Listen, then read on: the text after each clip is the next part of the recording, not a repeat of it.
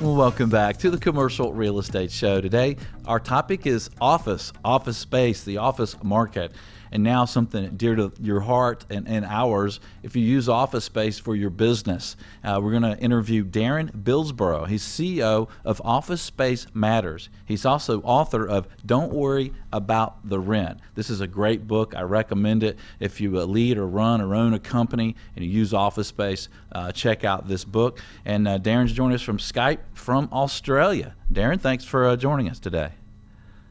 Thank you very much for having me, Michael. Well, we appreciate it, and I like this book. It's a good, quick read. I enjoyed it, and it's called "Don't Worry About the Rent: Choosing New Office Space to Boost Business Performance." And I think that's something that a lot of business owners should take more into account, right? And not worry about how high the rent is, but look at all the factors that'll help your bottom and top line numbers. And in your book, you suggest 7 ways your choice of office can boost business performance. And number 1 is a real interesting one, I think, for a lot of companies to consider, agglomeration or clustering. Tell us about that, Darren.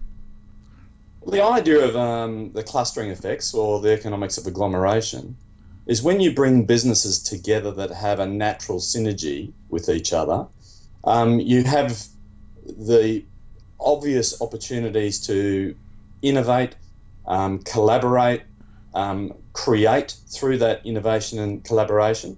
But there are also other opportunities associated with identifying talent, recruiting the right staff.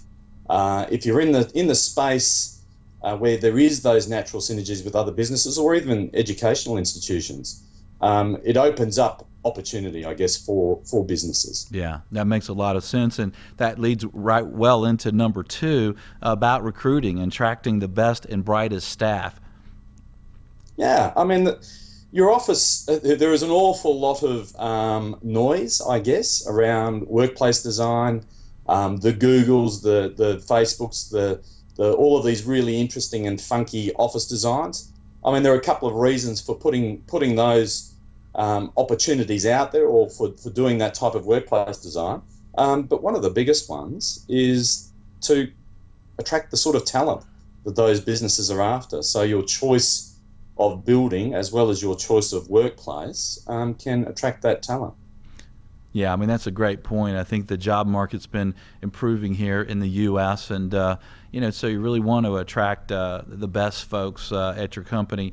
And then number 3 is by fostering a happy and healthy workforce. Tell us about health in office space. Yeah, well, one of the reasons why I wrote the book in the first place was that I felt that there was too much focus on cost when businesses were looking at their office space opportunities. And if you put cost to one side and don't worry about the rent, which is obviously the title of the book, and think more about the effects that the workplace have on the productivity of the staff, and their opportunities to do and deliver the best work that they can deliver, to have a space that creates or allows them to be healthier, allows them to be happier, obviously feeds back into attracting them, but it does in fact improve the performance of your workforce. Yeah, that's a good point. We've recently expanded our office and improved it, and it's very pleasant. We're in our space now. We have a television radio studio in the middle of our space, and when you come in here, it just feels comfortable, and people do seem more productive. They seem more happy. And then another thing you have here, number 5, is related to energy costs when you're choosing office space. You want to consider that, right? Yeah, absolutely. And I mean, one of the interesting things about energy cost is that it's not a major part of your overall cost associated with occupying office space.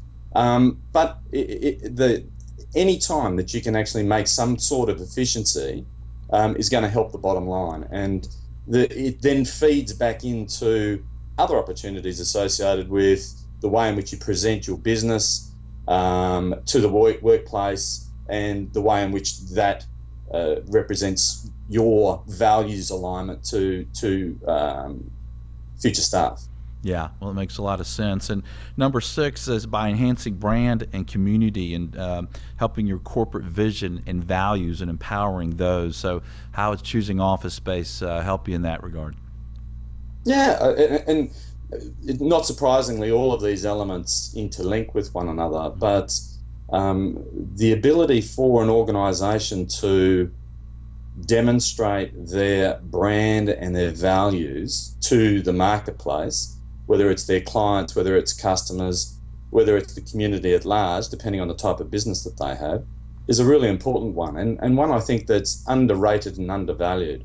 So think hard about how your office reflects all of those values, and what that might then mean for, getting back to attracting staff, attracting customers, however it might work best for your business. But if you end up operating from an office that reflects poor quality or low rent, so to speak, that's the sort of expectation that people have of the service and the offering that you have. So it's all about how do you best represent yourself and your business.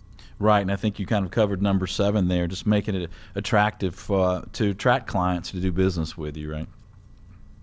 Yeah, and as I say, I think each of those 7 elements, what's really interesting about them is that you can look at them independently, and that's a good idea as well, I think, to view each of them independently, rate them independently of how you go about choosing your office space. But they are all interlinked. I mean, at the end of the day, there are essentially 4 things that you're trying to do for your business. You're trying to find a strategic location for your business, one that works for your supply chains, one that works for the synergy and the agglomeration that we're talking about. You want to choose an office space that works for resourcing, for your ability to attract and retain your staff. You want to choose a workplace that's going to improve the productivity of your workforce and obviously help you with your operational efficiencies within your business. And then, of course, the last one is about brand and reputation. So each one of those elements, although they can be thought of as quite separate, they're interlinked. And every time you start talking about any one of those 7, you start talking about the same sorts of issues and the synergies that exist between each of those 7 and the way in which they together will boost the business performance of your business. Right. And we're short on the break, but you do a good job in this book of illustrating how when you put all these things together, the attracting the best, the recruiting, the healthy people, the productivity, you can really add so much to the top and bottom lines that it may be more of an improvement than you're paying in the rent.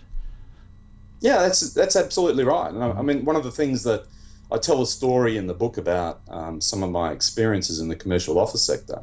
And one of the motivations was that there is an awful lot of focus on things like cost, on the size of the office space, on location, but not necessarily a strategic discussion about location. And I felt that some of the elements that are lost in relation to value and what a business should value when they think about the office space that they want to inhabit are sometimes lost in all of those discussions. Well, I do recommend the book, and you can get the book at his website, which is newofficeadvisor.com. That's advisor with an E. Darren, thanks for joining us, and stay tuned. We'll have more on the office market. This is the Commercial Real Estate Show. We'll be right back. The Commercial Real Estate Show is brought to you by Bull Realty, commercial real estate asset and occupancy solutions.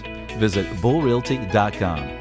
CCIM Institute, commercial real estate's global standard for professional achievement. Visit ccim.com. Xceligent, providing verified commercial real estate information across the United States. Visit xceligent.com. Valuate, easily share what-if analysis online with colleagues. Visit getvaluate.com.